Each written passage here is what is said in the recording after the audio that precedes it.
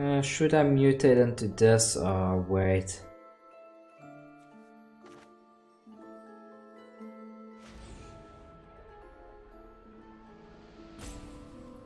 Could I even win next turn? If I play this naturally, I have 3. 3 plus 4 is 7. Bounce that? No, I cannot, so let's put it over then.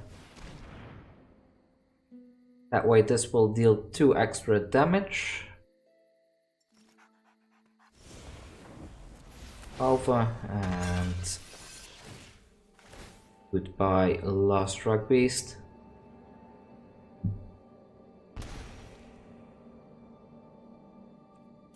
Take that action right there. My turn.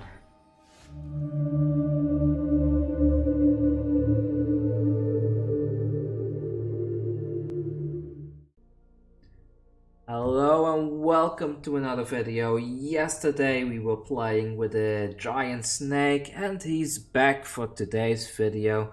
Today we're playing Umori creatures, and what this deck wants to do is mutate a lot. So generally what this deck does is you get either the Pollywog or the Marauding Raptor on the field as early as turn 2. And then on turn 3 you can do your big plays. You can either put the Pouncing Shoreshark or the Everquill Phoenix on one of your creatures. If you put one of these guys down on turn 1, then you can mutate those into the Shoreshark or the Everquill Phoenix so that they have either flying or just the trample in general, and the shark is quite strong so early on. Also, there's a very nice combo in this deck, like if you play this for 1 or 2 or whatever you want. So let's say you play this for 1 and then on turn 3 you play an Insatiable Hemophage on the Chamber Sentry. You have a very nice combo going, because what this does is like for X and tap you can basically remove a +1/+1 counter on the Chamber Sentry, but because there is a Hemophage on top of it, that means this guy has Death Touch, and when he has Death Touch it becomes a removal spell to remove any creature you want off the field by just tapping it for 1 and getting rid of a counter that way. You could even time it and kind of play this guy for like 3 different colors, so that you have 3 counters on there, and then play this thing on top afterwards. That way this can kind of function like a triple removal spell if you want to, and it did help me in some games. The weaknesses of this deck, it's very strong against creature-based decks, especially Rakdos with the Pouncing Shoreshark to keep putting the priest back in the hand. But it's also extremely weak against control-based strategies, because everything requires so much synergy in this deck to go off that when they keep on constantly disrupting your plays, bouncing your plays, destroying your plays, then you are in for quite a bad time. I played about 20 games today, I believe, with this deck, and I was able to win like 11 of them, but yeah, the control matchups were not fun, and we all know that there are lots of players out there who would like to constantly keep playing control decks. So maybe this is more of a best of 3 deck rather than best of 1, I don't know. But anyways, for the sideboard we have 3 Shadowspears, a Cerulean Drake for mono red matchups, an Embereth Shieldbreaker for matchups like the one that I showed yesterday on the channel with all the artifacts and such, so you can destroy them with battle display. Not great that it's at sorcery speed, but we are running Umori in this deck, so nothing to do about that. You have Cunning Nightbonder. She can replace a slot of either the Marauding Raptor, or maybe in some cases you could even cut a Sea-Dasher Octopus if you wanted to, and this makes sure that your other flash creatures, mainly this one and the Brazen Borrower, become cheaper. Brazen Borrower 1 in the sideboard should likely go into the main deck as a fourth copy, especially in Best of 1, but I'm not really sure what to cut, so I kept the deck as is. 3 Flame Sweeps, and finally a Voracious Greatshark, which can function as a giant creature or simply a counterspell. Like I will also say at the end of this video, I'm not sure about the Greatshark. I think you could easily fit something else in this slot instead. But oh well, it's up to you to fine-tune this to your own desire. This is just a list that I found on MTG Goldfish the other day, so I just want to get a little bit of an idea myself about how the current metagame functions, and at the same time provide some good footage for everybody to watch that wants to craft one of these decks and they are not really sure what to expect. Well, there you go. There's these videos for that reason. So I like this deck. It had a lot of fun plays and it had a lot of really fun play patterns in my opinion, so I hope you like it too. So let's jump into the footage, and also if you do find these videos helpful, like that I play test decks for you and that you can make a decision for yourself, please consider subscribing. It really helps a lot. Also, I saw like a few videos ago I mentioned if I can reach 50 likes on a video that would be great, but it seems that we actually reached that 50 likes, so that's quite fun. So for this video, let's see if we can reach that mark again. If we can reach the 50 likes for this particular video, that will be quite cool indeed. Anyways, that's all from me. Let's just jump into the footage now. So, see you soon. Alright, and we're in game number 4, and we're up against Sideboard Reds. Yeah, the previous game against Mono Red kind of shows one of the big weaknesses of this deck, I suppose. That wasn't fun. I think that's not fun for anyone to face a deck that can go off in such a fashion so quickly. Right here, I will fetch for a blue source because we do need it for the Pollywog. So let's put that down there and pass the turn. And maybe this is a creature-based deck. If it is, then we can start pushing some stuff back to the hand with the Pollywog this coming turn. Because we do have a Pouncing Shoreshark there, so let's do that. And yeah, let's pass. This should cost 3 now, which is good. We can keep putting that thing back to the hand. And yeah, let's do this now. So put that on here. We get to draw and discard. I think I will get rid of one of these over and put the priest back to the hand. Back in with the Shoreshark, and then next turn we can Insatiable Hunger on this thing.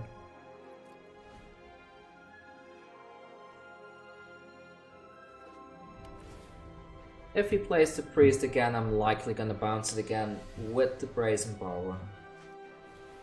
There's the priest.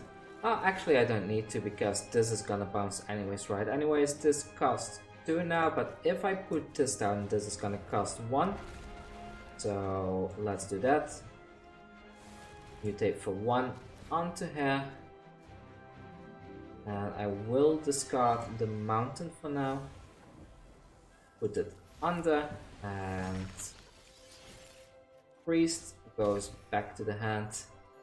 Yeah, take that action. So do I go for land? I guess I should, right? So let's fetch a blue land from the deck so we can cast the Brazen Borrower later on if needed. Let's attack in. I think in this game the deck is really showing off what it's meant to be doing. Do I put this down now? Maybe I do, so let's put this for 1. Oh yeah, oh well, that's stupid of me. I forgot about the Marauding Raptor, and that completely killed the sentry right there.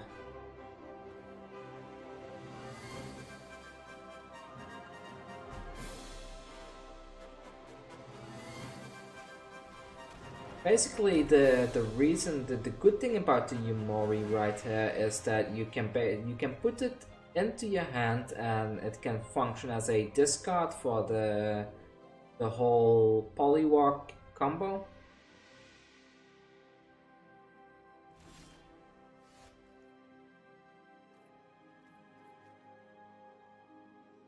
Since I do not plan to really do anything else this turn other than putting the Umori into the hand, we'll attack in with both of these.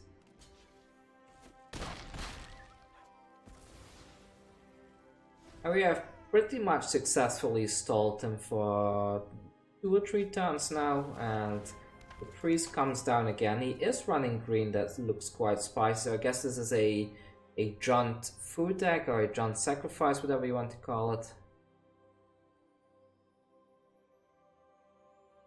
I mean, they cannot claim the firstborn on this, they can only do it on that one. And I think they just misstepped. Did they?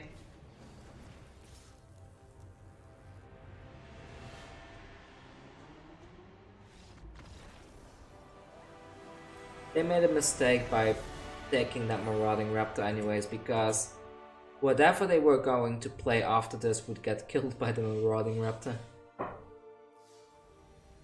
Okay, we're up against Kernak. Let's have a look at our hand and see if we can make this combo work. This deck is really fun. I'm having a lot of fun so far with this, so if you want a nice deck, go for this.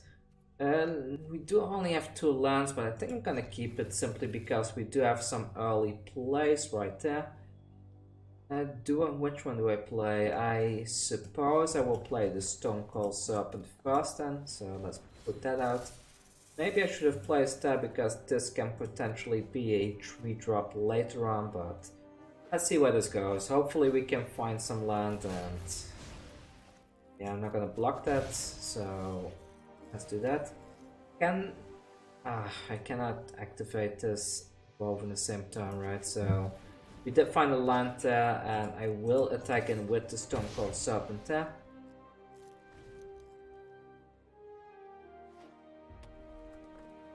I think I'm gonna block with the Pollywog if he attacks in.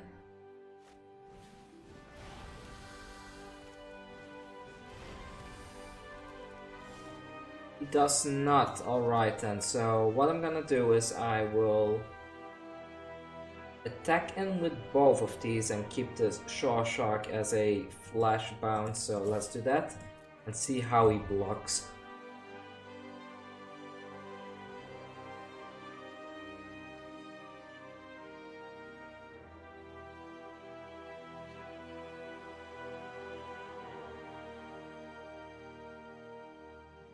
Because what I'm hoping for here is that he blocks with the Fervent Champion on the Stonecoil Serpent, then I can basically Pouncing Shark onto the Serpent and bounce one of the Scorched Spitters. He falls right into my plan, so let's put that on here like so. I will drop one of these for now. Over. But this is gonna kill the Fervent Champion, and at the same time I can bounce one of the Scorched Spitters. We get to deal 4 damage to the face, like so. It's an all-round powerful play. It's a really powerful play when you can kill something and bounce something in the same turn. I place an Annex. I'm gonna bounce that with this or a Mutate spell if I draw into it. We do draw into a Mutate. Yeah, let's go for it. So let's put that onto here as such. I want that black land, so let's get rid of that, and I will put it over like that. Return that thing to the hand. Anything else I would like to do? I guess I could even mutate on here, right, and then bounce another thing. We'll drop that land and put that under, and Scorchy Boy goes back to the hand, so yeah, take that action and we go in with both. Now he's pretty much done, I think. I mean, we really wrecked Mono Red there. If they cannot go off early and we have some board presence, we're pretty much good to go, as you can see.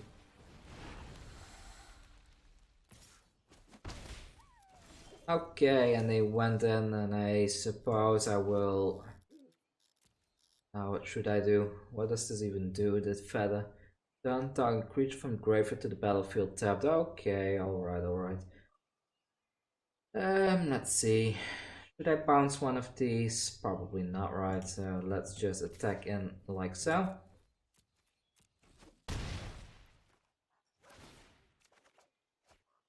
I didn't draw anything useful, unfortunately, but we can place this into play tap.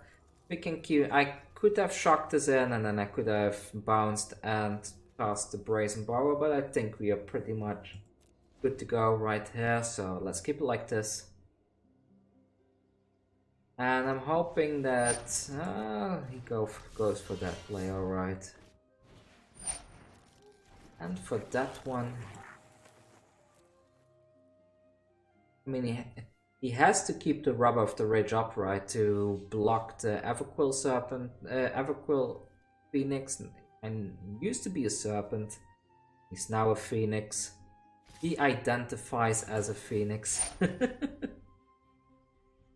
Okay, why would you do that? That's your only blocker, sir. That's the only thing you have that's keeping you from dying.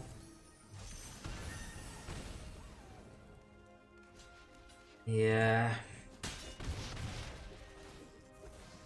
Alright then, I hope you're happy, and let's go in with this, and goodbye my dear Mono Red player. Have fun ruining everybody else's life except mine.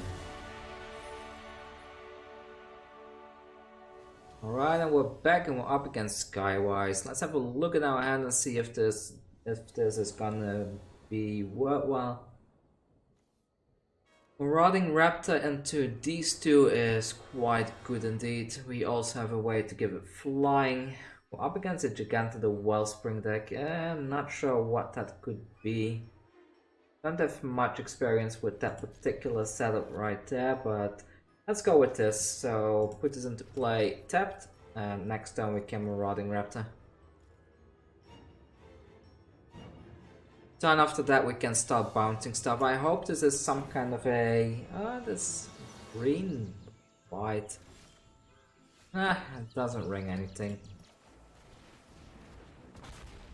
Maybe some kind of enchantment deck, I don't know. I really don't know what they're playing. I could turn this into a 4/4 flyer next turn if I wanted to, but I think going for the...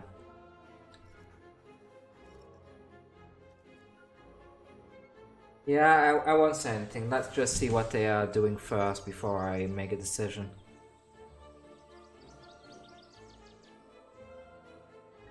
As I also could keep this up and kind of bounce something on their turn.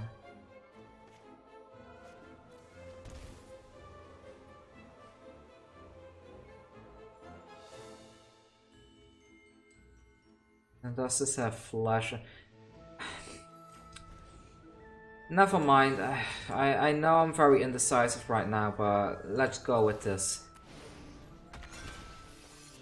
Deal damage, attack in, and at least this way it will keep on adding up more and more damage each turn, each time I mutate it, so...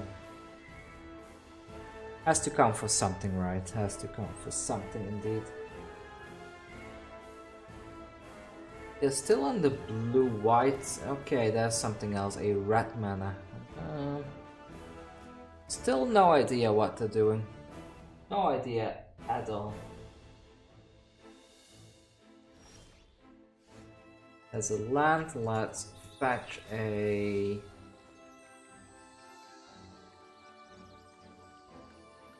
black sauce, I guess.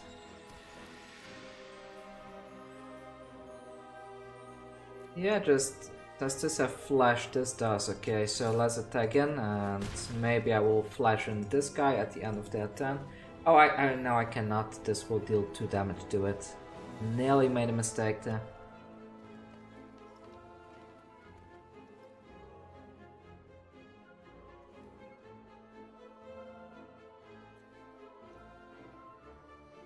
A shame you cannot target your own thing with this, but would be quite overpowered if you could, I suppose. So, a Love Struck Beast. Alright then. Anything else? Or is that it?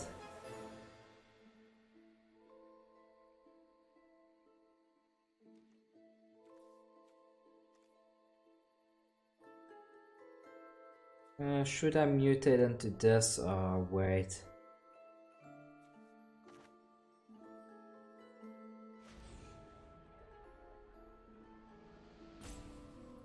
Could I even win next turn? If I play this naturally, I have 3. 3 plus 4 is 7. Bounce that? No, I cannot, so let's put it over then. That way this will deal 2 extra damage. Over and goodbye Last Rock Beast.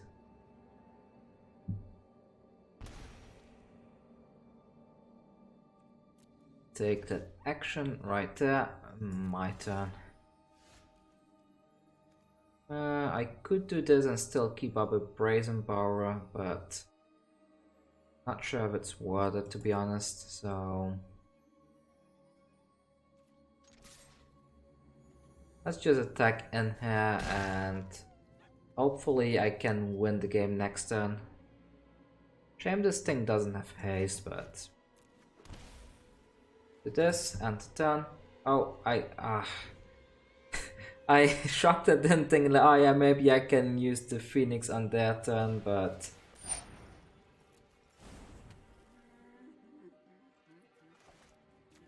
let's bounce this now, so maybe they will use the Heart's Desire half now, and they call it. They are out of here already, so let's move on to the next one.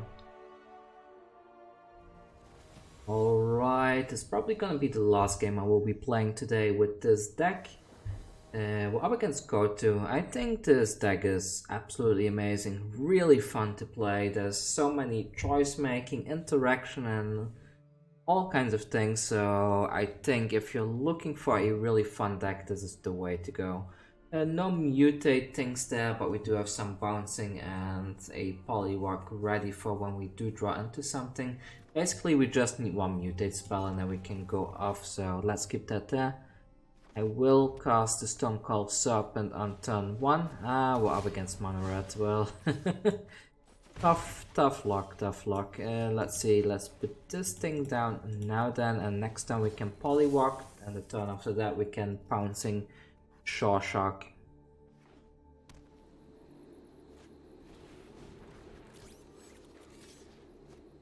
I will not block that, so Pollywog comes down now. Maybe it would have been good to get rid of that Steamkin there, but oh well, let's go with this. I don't think they have a means of dealing 3 damage in 1 turn. They might have a shock, so I can't really block with the Pollywog, but depending how they attack now, we will know what they have.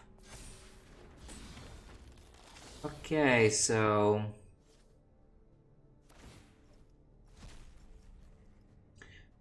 okay, that reveals a lot actually. I unless they're trying to trick me, not attacking with that thing kind of tells me that they do not have another land in hand, so let's block here. Alright, so we have a 1 mana octopus right there.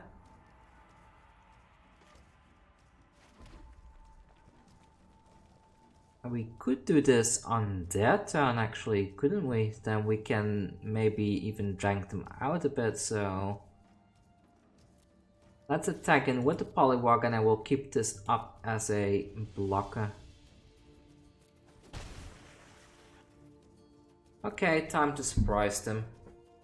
My snake is going to become a shark.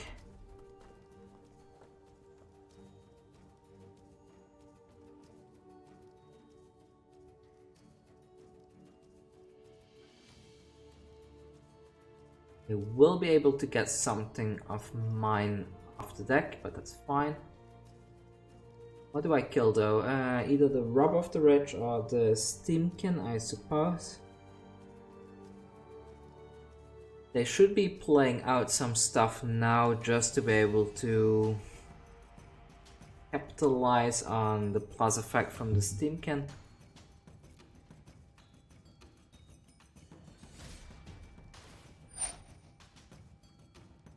Okay then, so...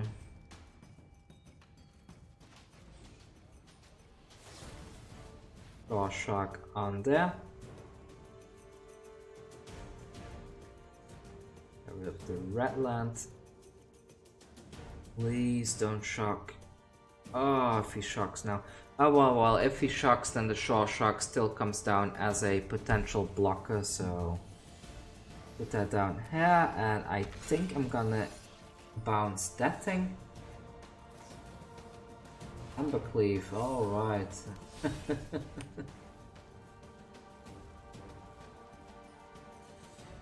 Maybe I should have waited. I didn't expect an Embercleave this early, to be honest.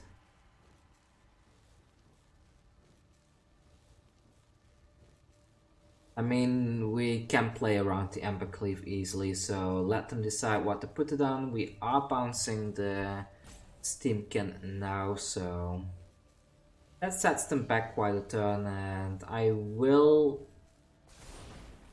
Okay, I will bounce that, yeah, take that action. I will take the 6 damage here and block over there, and then next turn I can drag them out with the Octopus on there as well, so...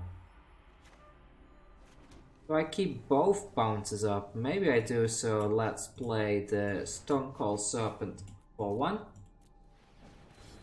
Like so, this will cost 1 and this is another bounce. And then I will go in with both, I guess, so... Let's go in with both of these. Like so. And the turn. I could do a whole bunch of stuff here actually, so let's see.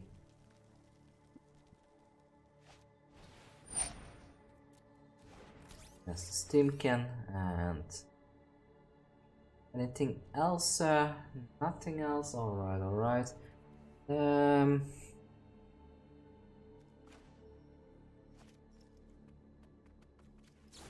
think I'm gonna do it like this.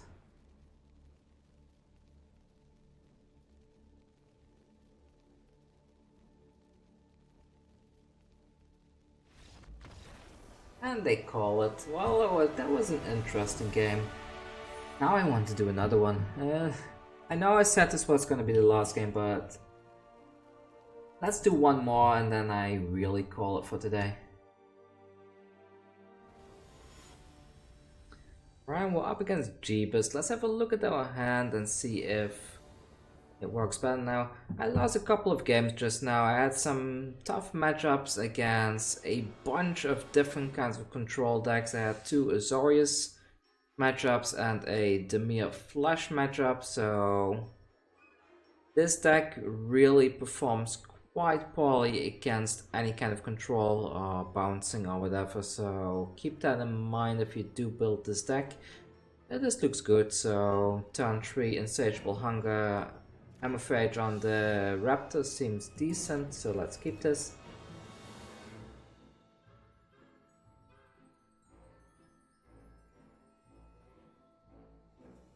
No Symbiote in hand, unfortunately, but I think this is good enough. Okay, so we do get to turn 1 Stonecoil Serpent as well, so let's keep this going.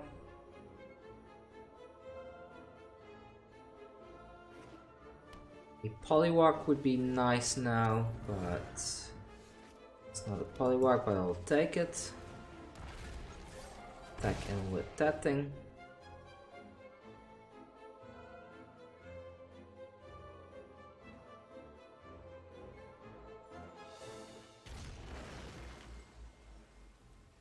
What will he put down? Okay, he decides to double stomp on there. That's quite okay. We can still use the Stonecoil Serpent, but this is a good combo, because if I use this and I bounce that thing over there, I think it's a better play here, because this on the Chamber Sentry basically represents a way of having Death Touch bound into a shock, so let's keep that.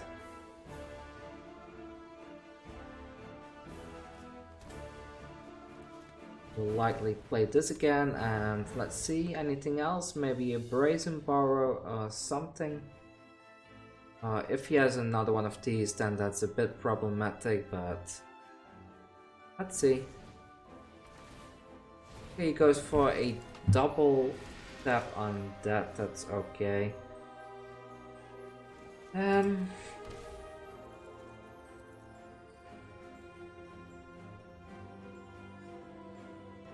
mean, I might as well go in, right? So put that on here like so. That over. He loses a bit of life, and I will start attacking in with this thing then. Maybe he will block it, maybe not, but let's see. He does not block it, alright.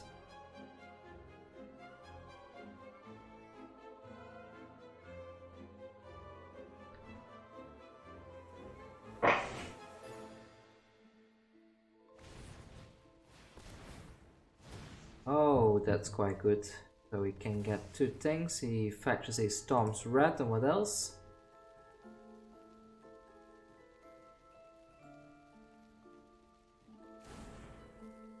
And a Gravedigger's Cage. Doesn't even do anything against this. Not really, right? So do I shock this in to bounce? I don't have a second. Maybe like this.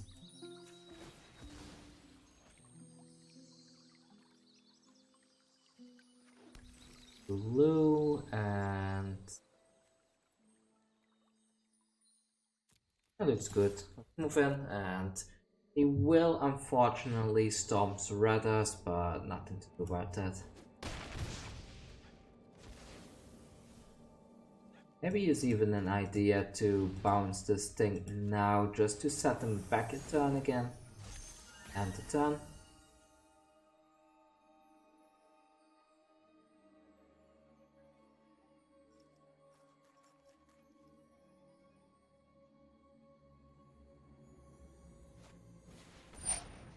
I did not go for the Storm's Wrath. Alright then, buddy. Well, let me put this down then. Make the choice easier for you. If I can get even one hit with this guy in, it's pretty much it's pretty much good already. So, do I use this? Maybe not. Maybe not. I think I'm gonna cast this at the end of their turn after they committed to the Storm's Wrath, and that way I will have some extra damage there.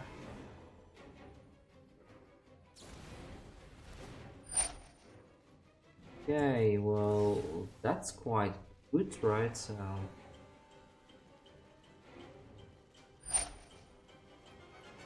alright, so he bounces that one, and what else? Nothing.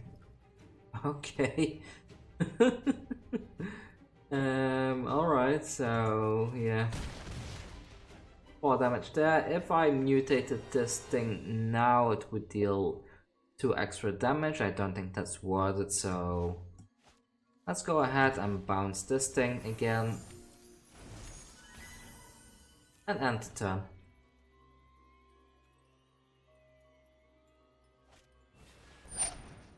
finally commits to the Storm's Red, so I can put my Brazen Borrower down.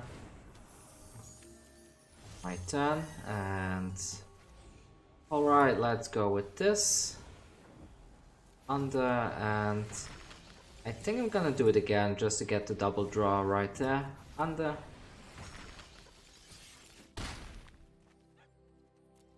Yes, draw. Draw. Cool. Do I put the Raptor down now? I don't think he has another board clear, so let's put this down now. In the worst case, this thing dies and then I still have the Raptor left. Doesn't have a Lucky Clover on the field either, so that's quite good for us as well. But there comes the Lucky Clover. He could double Brazen Borrower these, but that doesn't matter much, I suppose. Goes for double Lucky Clover. Alright, alright. Can I close out the game now? I don't think so, right? So let's mutate for one on here to start with. Under.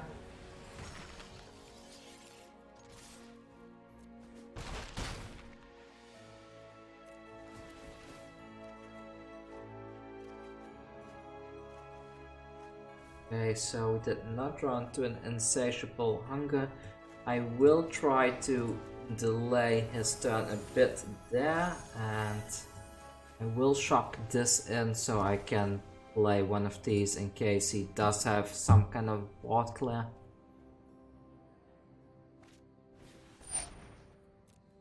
There's the Lucky Clover again.